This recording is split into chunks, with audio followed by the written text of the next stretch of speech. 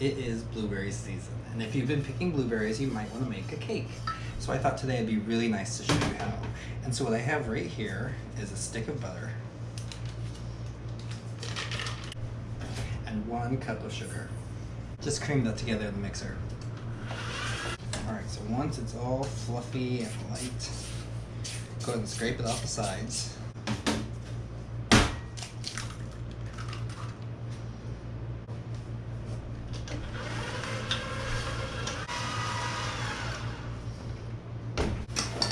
So right into the bowl, you're gonna sift some flour, 1.5 cups, 1/2 teaspoon of baking soda, and 1/2 teaspoon of salt.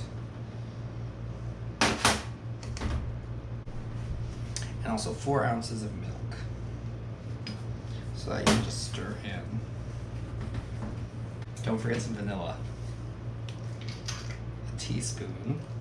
All right, so when everything's almost all mixed together, take your blueberries and stir those into right at the end because you don't want to really break them up or anything. Take your pan. This is a 6-cup Bundt pan. Spray it with non-stick baking spray.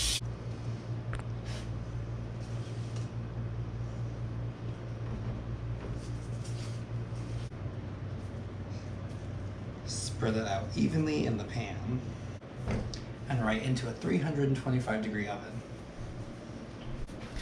Alright, so this is right out of the oven. It's still pretty hot, but you can test for doneness by inserting a wooden skewer in. If it comes out clean or just with blueberry juice on it, it's done. And let it cool.